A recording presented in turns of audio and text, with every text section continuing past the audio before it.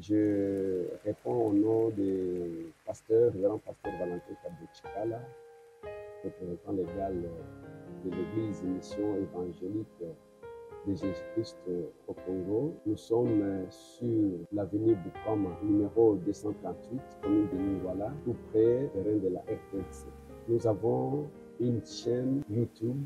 Je demande à tous nos fidèles de pouvoir s'abonner à cette chaîne, de pouvoir l'aimer et de pouvoir aussi commenter sur les différents sujets, les différents thèmes que nous analysons et nous lançons donc sur notre chaîne. Soyez bénis, peuple de Dieu, de votre chaîne.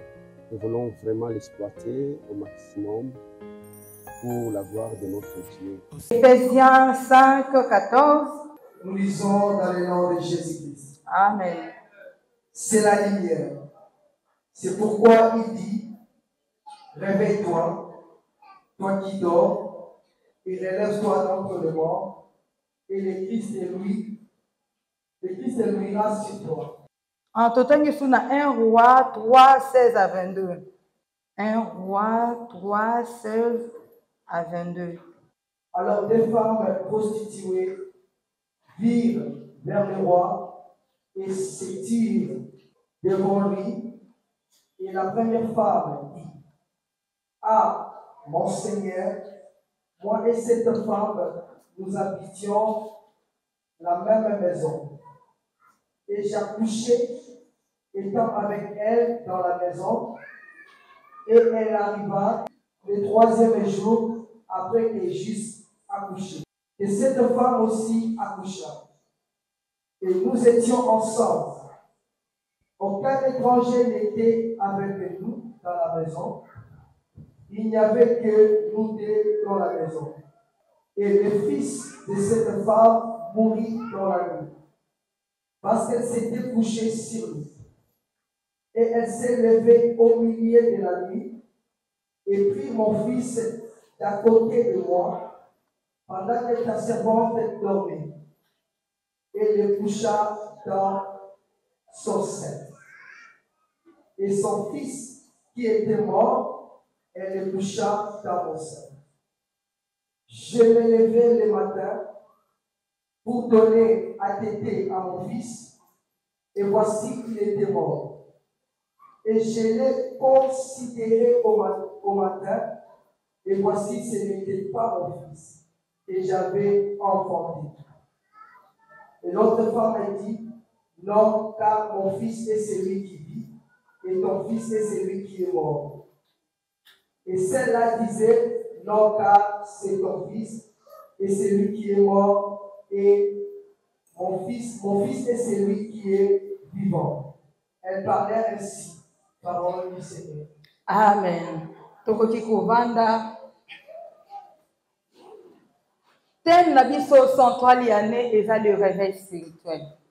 Alors le jeune, bango pe bazana thème oyo toko travailler na année mopimba pe. Comme l'église a pe si biso pe tozana sous-thème na biso. Alors notre sous-thème est réveille-toi, toi qui dors. Lamuka oyo lali. Oyo lali. Alors ce matin, histoire autouti kotanga na 1 Roi 3, 16 à 22. Ezolobela biso ezalaki na basi mibale. Oyo bayaki na kati na hôpital lokola mwasi nyonso akumbi zemi aye kobota. Mais ntongo ye abotaki malamu, mwana na ye pe azalaki vivant. Alors, après 3 jours, moko pe ayaki comme d'habitude, ye pe abotaki. Ma yami bale ayaki, aye kosala constant ke mwana na ye azaya kokufa. Ma une seule chose ezalaki ke balalaki bango mibale. Moninga lali, na se apongi moninga na kompone ke ngai mwana na nga azate. Atelemi. Alobi non, naza ko changer ye, nazo zwa oyo aza envie, nazo pesa oyo mwana oyo akufi. Alors ce soir, bien-aimé, tolingi tolobela sur le sommeil spirituel. Le sommeil spirituel, c'est quoi le sommeil spirituel? l'absence totale de communion avec Dieu. C'est quoi le sommeil spirituel? Le sommeil spirituel, c'est la mort. C'est quoi le sommeil spirituel? Le sommeil spirituel, c'est les ténèbres. Le sommeil spirituel est dans le cas de mutu oyo aza na kati na prison. C'est-à-dire aza na liberté. Aza na kati na boloko ba privé ye amona libanda. Le sommeil spirituel est dans le cas de mutu oyo déjà akufi. Mutu oyo akufi akomprenaka eloko moko te. Mutu oyo pema ezate akokomprendre eloko moko te. C'est la même chose. Lokola mwana mwasi oyo alalaki. Na se ya pongi ayebaki lisusu eloko te, mais bayeba changer ye mwana. Babotoli oyo aza ozi bapesi ye oyo akufi. Bien-aimé, na kati na kolala na molimo, le diable aza ko imposer biso makambo eza ya mabe. Na kati na kolala ya molimo, tozali aveuglé spirituellement. Tozomona eloko moko te. Exemple ute koleka awa na bato babinaki, aveugle aleki, batindiki, c'est-à-dire aomona ndenge kosimba te. Eza lokola yo olali pongi. Mutu alali pongi aomona eloko moko te. La femme alalaki. Alors va changer mwana. C'est-à-dire va botoli o ezali pamboli na ye. Bien-aimé, oza kolala trop, c'est pour cela baza ko récupérer o ya malamu baza ko imposer o eza ya mabe. Mais c'est le temps de se réveiller. La femme alali ba botoli ye o eza ya malamu. Toza na monde oyo tolingi plus ko se focaliser sur le biloko eza ya futilité. Tolingi ko se focaliser te na biloko eza essentiel te. Il y a des choses oyo eza na vie na biso eza anormal. Mais biso tolingi kaka toujours ko kene na biloko oyo ezangi tina. Mais bien aimé, il faut se réveiller pour récupérer oyo eza ya yo. Le sommeil, eza eloko tango yo koti na pongi ya molimo, diable ye aye atie ya ye. Azo ko imposer ba situation oyo ezomona. Makambo tozomona lelo ba épreuve tozokutana nango. C'est le diable qui nous impose. A imposaka biso ndenge nini? Pour amoni biso déjà tolali. Amoni biso déjà tolembi. Amoni biso déjà ke awa eza lokola machine onde fona sakana na yango. Le monde ezo présenter biso biloko ebele. Mais biloko wana misusu eza na tina te. Olie ozwa temps na yo ya kotelema, ya kokotisa réveil na ndaku na yo. Mais toi tu prends le temps ya kolekisa ngo plus na biloko ezanga tina. Ozo lekisa ngo plus na biloko eza ya futilité. Ozo lekisa ngo plus na ba TikTok. Bien-aimé, nous ne sommes pas de ce monde. Nous sommes des passagers. Tant que yo oza kolala trop, c'est le temps où eza que diable yepe azo sala oya ye. Natangi na proverbe 31 bazolo bela biso lisolo ya mwasi moko. Alors la femme wana aza femme moko na yebite na pesa elolenge nini. La Bible nous montre que mwana mwasi wana abandaki kotelema chaque jour. Bien aimé, pour nous les chrétiens, c'est un modèle. C'est-à-dire photos à la modèle wana. Abandaki kotelema chaque jour na tongo. Quand je vois na verset na tangi yango, c'est-à-dire azalaki mwasi oyo azalaki ya losambo. Azalaki mwasi oyo réveil spirituel eza na kati ya libota na ye.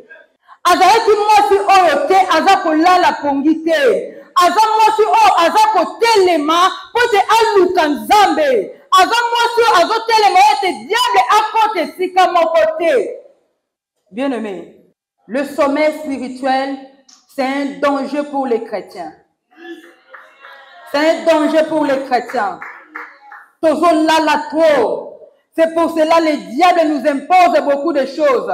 Toujours là, là, trop. C'est pour cela l'église est là pour avancer. Le sommet spirituel, c'est un danger pour les chrétiens. Lève-toi. Lève-toi. On l'a lu trop, on a pongi. On l'a lu trop, on a pongi. Bien aimé, il y a des situations où tu as kutana kanango. Et ça, la situation, c'est ça, il y a la tête, il y a côté élément. Ce qui te tangi na parabole, oh, il y a livre, balobi ke balona ki eloko ezala ki ya malamu. Mais diable yebe aye aloni o eza ya mabe. C'est-à-dire faut ngana yo tout élément. Ngana yo to la la pongite. Ngana yo to luka nzambe parce que to la litro. To la litro. Là où il y a le sommeil spirituel, il n'y a pas la vie de prière. Il n'y a pas la vie de prière. Le diable sait que tu as côté les mains. Oza muto ya munene. Mais eloko nini nga combattre na kati na yo ezaka vie de prière. Parce que ayebi surtout yo telemi na le sambo, ezape réveil moko etelemi. C'est pour cela azocha lookdown na kati na yo. Atie ezali sommeil spirituel. Et yo olala kaka. Pour yo okende liboso te. Bien aimé. Télémissa o eza vie ya prière. Télémissa yango. Sommeil spirituel eza lokola muto aza esclave. Eza lokola muto aza esclave. C'est-à-dire aza na ba avantage te. Ba privé nyonso o eza ya malamu. Ba privé o eza ba avantage na ye ba privé yango. Eza na bato ebele.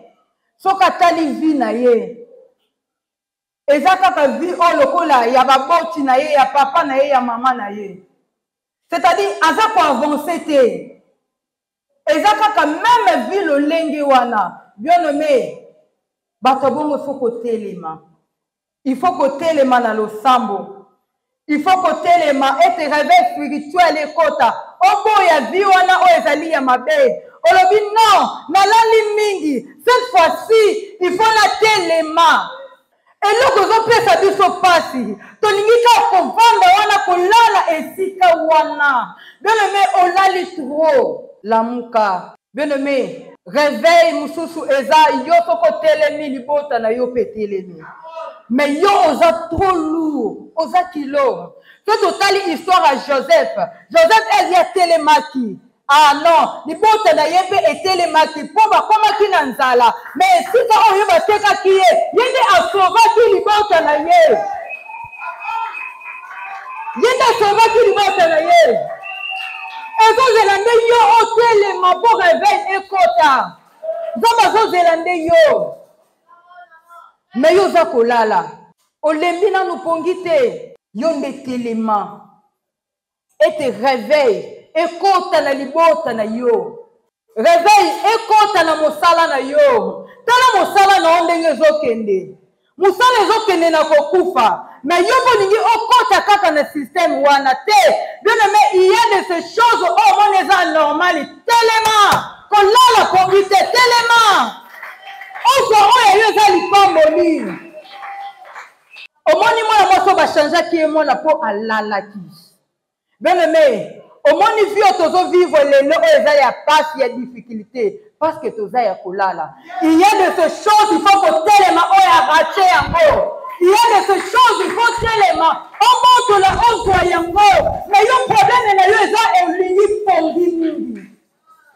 Tout ça déjà dans le mois de juillet, tout l'équipe déjà à 4-4 il y a moi.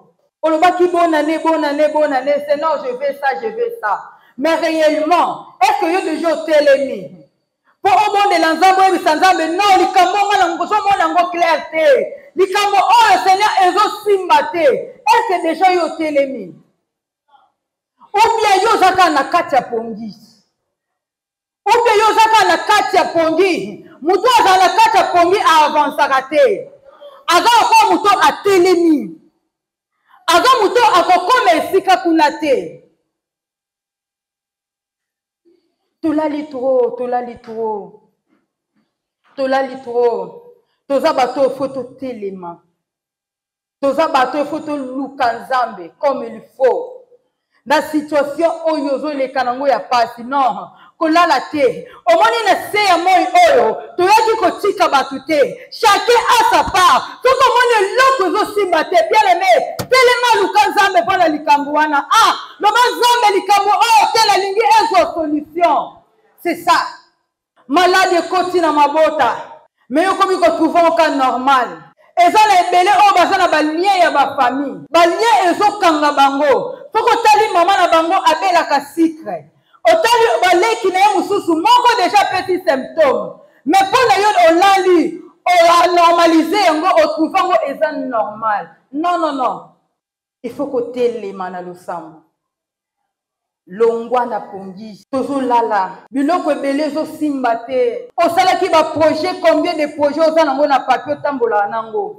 Mais na nyonso wana ezaka na moko te. Non.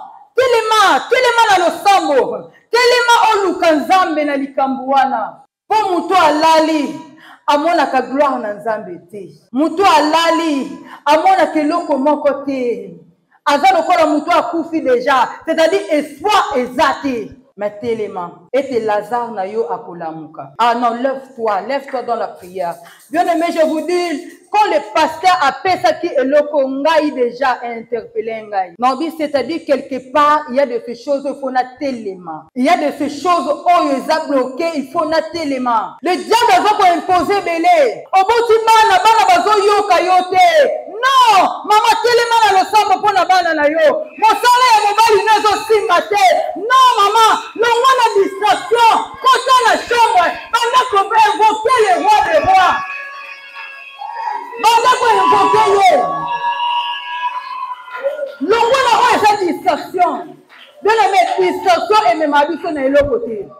Le contraire, Tobou qui s'attendait belé. Lève-toi. Seigneur, nous avons la mosala mobile na ngezo simbate. Bien aimé, ezo simbate. Mais yo telema, tant que yo ko telema nde sika solution ke uta. Mais yo olali kaka. Eza batu musu baza na salaire moko eza mabe. Bien aimé, quand tu te lèves, on va changer le salaire on la ligne voter. Il y a trop de choses. La ligne matin. Seigneur, na boyi situation oyo. Non, na boyi eloko oyo. Na boyi yango. Nga na eki kotika batu te. Nga na eki kotika batu te. Bango kande ba okende ezata na bango. Seigneur nga pe salela nga lolenge yo moni. Na zo lula ya baninga te. Na na lingi o salela nga oyo bongisa ki pona nga. Oyo bongisa ki pona nga. Bien-aimé, bato oyo pe bazwaki bango pe bazwaki décision moko ya kotelema. Biso toza na problème tozwaka décision te. Totrouva kaka normal esika wana. Non, non, non, il faut se lever. Il faut se lever. La situation mosusu, il faut échanger. Il faut échanger. Comment que ezala kaka biso? Kaka biso, pourquoi? Non, Seigneur, cette fois-ci assez. Non, il faut changer. Il faut changer. Ah, Seigneur, il faut changer. Il faut changer. Totikali mingi na esika oyo.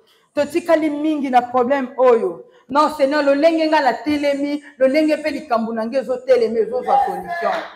Tango to komi na ngwe komi tango ya mabe. Jésus revient bientôt. Bien aimé, ce que je vous dis, sois prêt. Parce qu'on ne sait pas l'heure. Ce qui totali histoire oyo, il y a 10 vierges. Ezo la kisabiso déjà. Ba o bazale na mafuta na ba lampe na bango. Tango ngonga wane telema ki ba lamuka ki mbala moko. Sois prêt. Longwa na pongis. Longwa, tokotala les conséquences qui frappent ceux qui sont atteints par le sommeil spirituel. Ba conséquences nini tozaka nango? Bato bazala ka ba pongi. eza pe na ebele awa toye na église tozoyoka mateya mais yo deja okei lipamboli mpe ezoleka zala eveye nzambe aloba lolenge ebele akoloba eloko moko boye eza nde mpo na yo il faut saisir yango mais yo ntango olali c'est-à-dire eleki conséquence ya liboso elobi le sommet spirituel rend l'homme pauvre tokotanga na proverbe 20 à 13. N'aimez pas le sommeil, de peur que tu ne deviennes pauvre. Amen. Ouvre tes yeux et rassasie-toi de pain. Bien-aimé Bobby, n'aimez pas le sommeil, de peur que tu deviennes pauvre. Oh, comme mokola. Bien-aimé, au moins il a tant yo lingi kolala, ne mokola pesa ko sa nini, ezo kolata yo. Baninga bazolamuka tango wakati pongi na ye akende koluka mais yo wana pongi c'est-à-dire elanga c'est-à-dire okokami lisusu kitoko mais ça les belé soko tali na ba chantier ba luka kati journalier 6 000 francs 6 000 francs s'il vous plaît 6 000 francs au lien nini mais azaka na posa azwa yango mais tango yo lali mobola pesa ko sani ezaka koya mobola ezaka kakuya omoni pauvreté oza nango parce que li kolala ya molimo olingi muto ya kotelema te olingi muto ya koluka ko travailler te même na bakati na église ndenge toza boye nzambe azopambola biso lolenge tozosalela ye na kati na lingomba bien aimé eza na cri moko frère Gédéon lobaka nde bozomona nazobina boye soki na bongi boloba te na simbi kisi parce que aza komipesa ye mpe na mosala nzambe aza komipesa. Le sommeil spirituel rend l'homme pauvre. Alors deuxième point d'abus ezali le sommeil spirituel suscite de vagues et de flots. Matthieu 8 24. Je donne au Seigneur. Amen. Et voici une grande tourmente s'éleva sur la mer, en sorte que la nacelle était couverte par les vagues. Amen. Mais lui dormait, et les disciples s'approchèrent et les réveillèrent, disant, Seigneur, sauve-nous, nous périssons. Et il leur dit, pourquoi êtes-vous craintifs, gens de petit poids? Ok. Lorsqu'une personne dort, il devrait s'attendre à des vagues et des flots. Tant que yo lali, c'est-à-dire nous pépenions ce sani, ils ont kamata yo. Osa sensible na mu pépenions so. Osa sensible. Soki épidémie à malaria ye yo kokoti. Soki épidémie ya nini ye osa nakati osa sensible pour na nini osa muto olala. Mu pépenions so ezo mema yo. Mu pépenions so. Ezo memo. Mu pépenions so ezo mema yo. Le sommeil spirituel suscite de vagues et de flots. Alors, pour nabiso mususu, le sommeil spirituel conduit nos ennemis à s'aimer les mauvaises herbes. Wana totango na Matthieu 13, 25. C'est-à-dire, batu balali, yo lali, monikande olala ko. Mais c'est le temps là que le diable azoyako. Le sommeil spirituel permet l'infiltration des agents de ténèbres, surtout dans nos églises. Livrer, typifier également le fils et les filles de la ténèbre. Wana eloko ya mabe, ela sabato ya moli ya mabe ya misala mabe, bato ba diabulu. Sommeil spirituel tango tolalaka, ennemi azoya ko imposer biso biloko ebele. Ennemi azoya kotia oyo ya ye ya mabe. Ennemi azo seme oyo eza mabe. Tango biso to lali ya molimo. Pona biso mususu ezali. Le sommeil spirituel entraîne le paresseux et la distraction. Omoni tango yo lali, ozana yo paresseux, ozana yo na kati ya distraction. Oza vraiment na kati ya distraction. Mutu o alali aza mutu o te abujaka. Aza mutu akomi paresseux. Azo me mama na ba distraction biloko eza ya futilité. Biloko ezanga nango tina. Omoni biloko eza ko aboutir na eloko moko te. Yango wana biso nde toza nango tolingi tovanda na esika wana. Tokotanga na Acte 29. Et un jeune homme nommé Étiche, qui était assis sur la fenêtre accablé d'un profond sommeil, comme Paul prêchait très longuement, tomba accablé par le sommeil du 3e étage, en bas, et fit élever mort. Mais Paul étant descendu, se penchant sur lui, et l'ayant embrassé, il dit: ne soyez pas troublés, car son âme est en lui. Amen. Ah, basolo bela biso motoyo, basolo ba makambo important, mais avant de akuyaki. Toke susu na point mususu, basolo bela biso histoire ya Samson. Omoni Samson a perdu o ezalaki force. Pourquoi na se apongi nde mwasi wana yaki akati alongoli. Eza distraction. Samson ayebaki ke force neza na suki. Mais quand les cas distraction memie ake na pongi ali bahashi balongoli o eza force na ye. Balongoli o eza force. Pour biso mususu ya suka ezali le sommeil spirituel permet le val, le fil. Non. S'il vous plaît, pardon. Le sommeil spirituel nous amène à perdre les armes du combat. Le sommeil spirituel est ça que tu perds. Ba armure na biso oya bitumbeli. Bien aimé, ce que lali, tant que monguna aye akota, ozana makasi te ya kobunda. Ozala na makasi te ya kosala effort au telema. Tokotanga na 1 Samuel 26 à 25 et à 5. Bakotangela biso 1 Samuel 26 à 5. Et David s'éleva et vint au lieu où Saoul était campé. Et David vit le lieu où étaient couchés Saoul et Abner, fils de Ner, chef de son armée. Et Saoul était couché dans l'enceinte des chars et le peuple était campé tout autour de lui. Ah, bazo la sabi so mutu a perdre o ezali victoire na ye dikolo ya pongi. Tala munguna aye azokota me ya lali nde sikana ba beti ye bala san a perdre o ezali victoire na ye. Yo za na ba armure nini? Omoni mutu au réveil spirituel eza na kati na ye, aza na ba armure ebele. C'est-à-dire tant mu pepe nyonso ezo ya aza sensible. Yakolata ba armure na ye. Dernier point na biso ezali, le sommeil spirituel rend faible dans la vie de prière.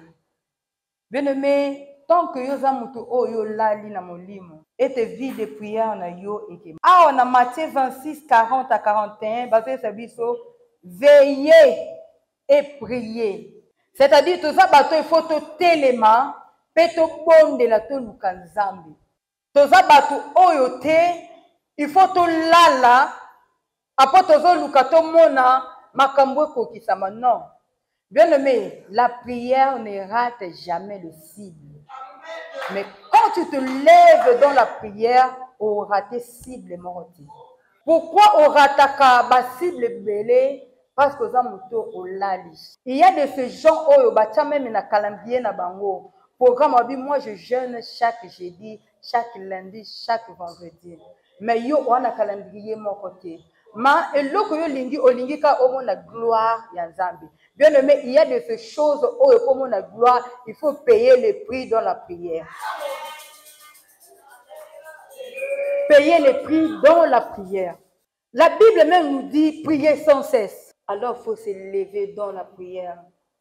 La prière gagne toujours.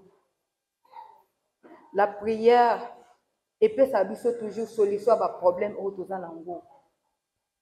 Tant que yo télémi, c'est en ce moment là Nzambe peut fungoli lola na ye akitisi mvula na ye likolo na yo.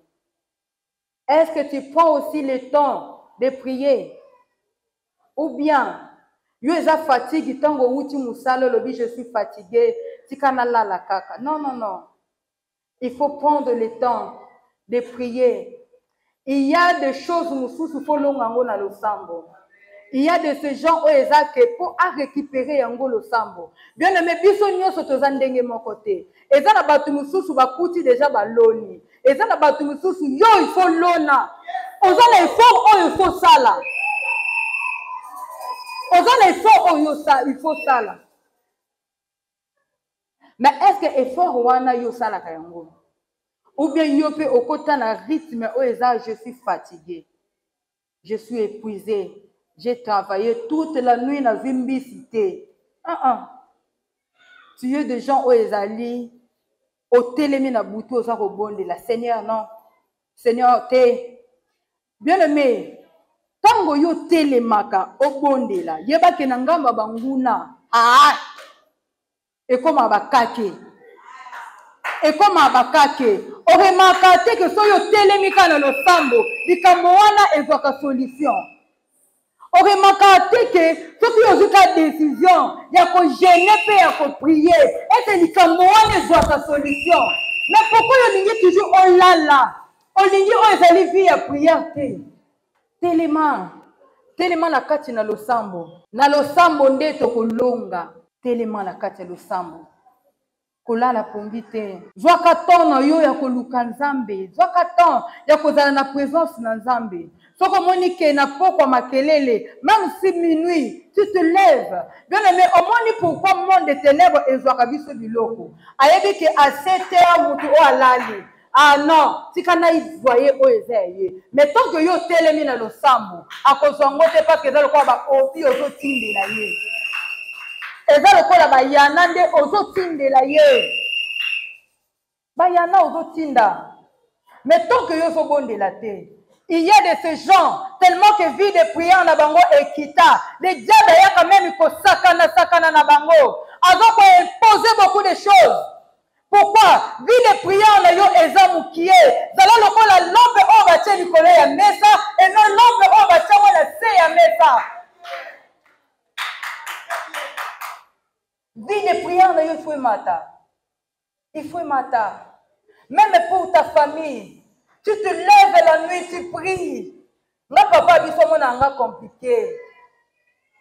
Des fois, il me dit, Gloria, pourquoi tu ne dors pas? Papa, je prie. Je vis quelque chose d'anormal. Il faut que je prie. Combien de fois, papa, si son rapport et pas révérend pasteur? Oui, papa, il faut que je prie. Les diables avaient tout autour, Nabiso. Ceux qui ont été distraits, c'est pour cela qu'ils ont imposé. Lève-toi dans la prière. Quitte le sommeil spirituel. Bien-aimé, réveille-toi, toi qui dors. Réveille-toi. C'est le temps. C'est le temps de se réveiller. C'est le temps. Tolala kituo, mais c'est le temps. Et pas Zambé, et loko et yakale zalakate, abongi c'est là qui yo, c'est le temps. Et zaka wana moni diable lo nya salaka. Aboto lionde asimbi yango. Azo luka yo ota l'effort ya prière. O récupérer. Au monde toza biso nyonso nzambe apambola. Mais eloko zo boma biso ezaka distraction vie de prière eza moins. Alors longwa na pongi ya molimo. Téléma.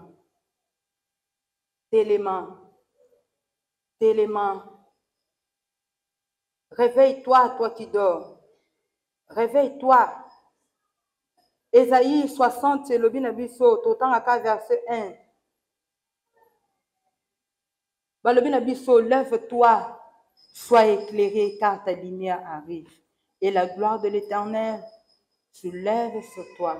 Bien-aimé, quand tu te lèves en ce moment-là, que la gloire de Dieu et la lumière de Dieu est sur toi.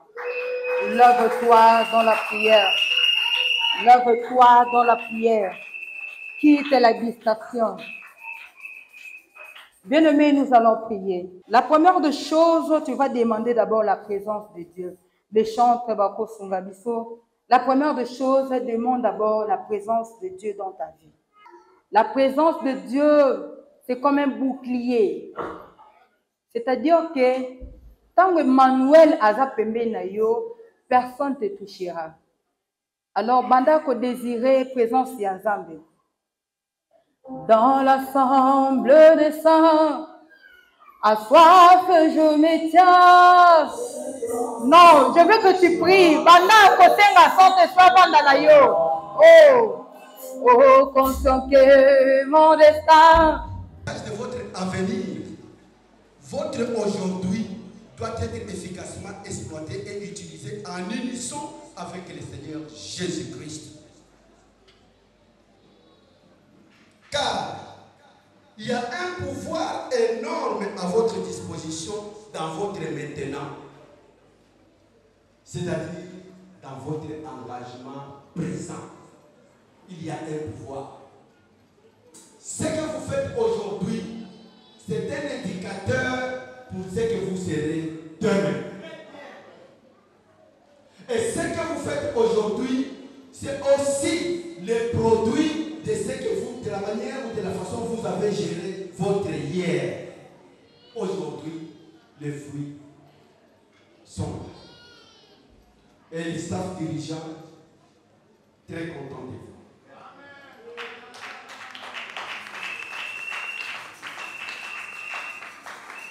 Une sagesse populaire dit que la graine, c'est la graine qui détermine le type de récolte que vous récolterez plus tard dans votre vie. Et cette semence, cette graine, c'est la parole de Dieu. Et la parole de Dieu, c'est Jésus-Christ. Acclamons le Seigneur. Si votre avenir, vous voulez qu'il soit grand, les fondations doivent être posées aujourd'hui. Aujourd'hui, c'est-à-dire ce que vous faites aujourd'hui là, ce que vous avez fait là, en fait, produira des fruits que vous mangerez dans la pleine satisfaction dans votre avenir. Le Seigneur vous éclairera, il vous accompagnera, il vous soutiendra. Je ne saurais clore ces mots d'encouragement sans dire merci à tous les jeunes, au staff dirigeant. Ce n'est pas facile aujourd'hui voir une jeunesse engagée dans l'œuvre de Dieu. Et pourtant, il y a beaucoup de sollicitations qui détournent les jeunes du Seigneur. Soyez fortifiés. J'ai suivi dans les mots de circonstances de la JPC, vous demandez notre apport, notre soutien pour les désœuvrés. Le staff est attentif à écouter cela. Avec les dirigeants, nous allons exprimer. Je vous remercie. Je remercie les collèges de pasteurs, les comités des anciens, pour leurs sages conseils, leur encadrement, ainsi que leur enseignement en faveur des jeunes. Ces jeunes, dans la plupart des cas, étaient la pépinière. Ils ont commencé les continuer ici. C'est pourquoi il y a un ancien que nous ne pouvons jamais oublier, ancien Abraham. 9 ans. C'est vraiment un mentor.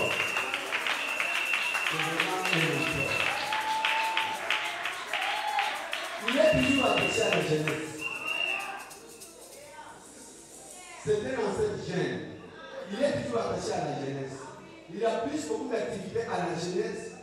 C'est pourquoi nous demandons à notre Dieu encore une fois de plus de devenir davantage. À vous parents, nous ne vous avons pas oublié. Vous êtes spécial. Parce que c'est vous qui orientez les enfants. C'est vous qui acceptez que les enfants viennent ici pendant des retraites, pendant les répétitions, pendant toute la semaine. Soyez bénis abondamment. Ce que les enfants, les jeunes font dans l'église a des répercussions dans vos familles respectives. Dieu ne reste jamais débiteur. Il est toujours celui qui pourvoit et qui récompense les serviteurs. Et les familles qui envoient les enfants dans l'église, Dieu bénit ces familles. Soyez bénis, bienvenus dans le Seigneur. Merci, que vive la JPC, que vive la Régie Seco. Je vous remercie.